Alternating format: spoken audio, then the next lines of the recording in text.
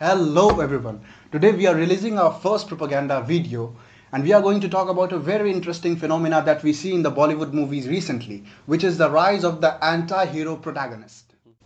As we see in the two recently released blockbusters of the year, Ranveer Singh comfortably playing the role of an anti-hero character, that is Alauddin Khilji in Padmavat,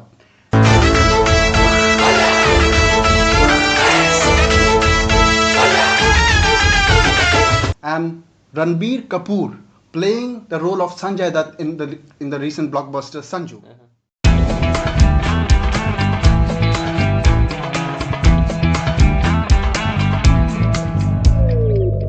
And the way the audience has in fact appreciated and celebrated the roles of these two actors, and have in fact preferred it over the traditionally good heroic roles. Right.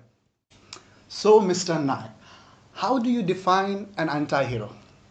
See, and the first thing first is that we live in a postmodern age, which is the age beyond modernity, obviously. And then Are you trying the to say we have entire outlived the age of modernity?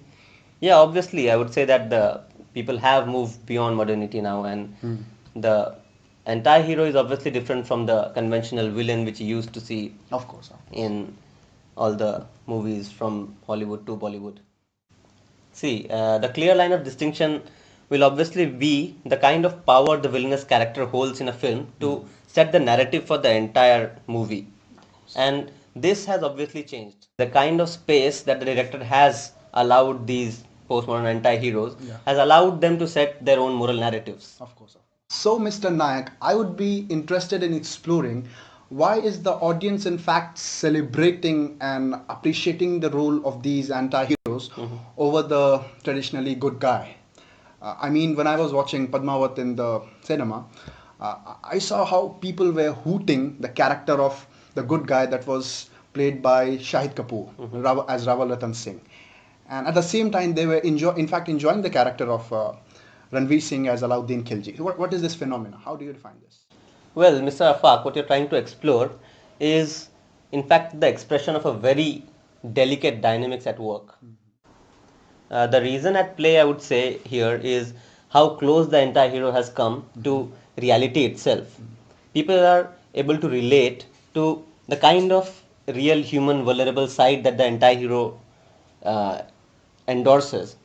And he displays all those human emotions of the human vulnerable emotions of greed, lust. Of course. The lust So for power. it seems that the conflicts that these anti-hero face are our own conflicts. Yeah, are very human. Very human. Yeah, exactly. All these humanly traits that they display, greed and revenge, the psychology of violence even, all these are very real to us. So you see that it's such that the audience is able to relate to these qualities very closely. Of course. Yeah.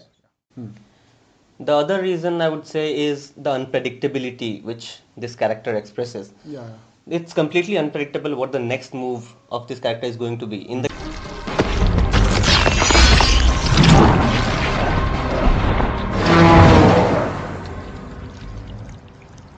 case of a hero, we already know that he's going to save someone or maybe do something which is going Do to a good thing. Yeah, do a good thing.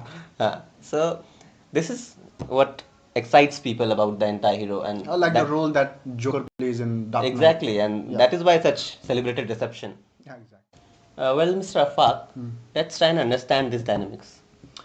Well, Nietzsche made the proposition that morality is cowardice.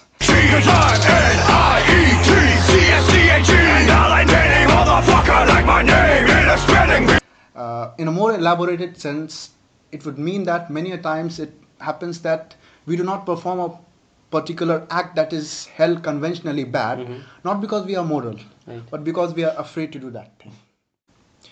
And very often, conventional morality is a consequence of conventional cowardice.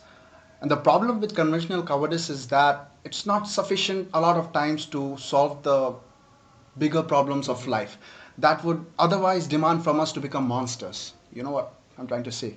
Dirtying our hands. Exactly.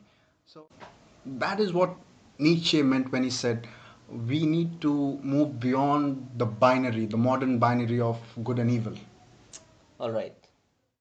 So that's it for today in our first propaganda video. See you again in another propaganda.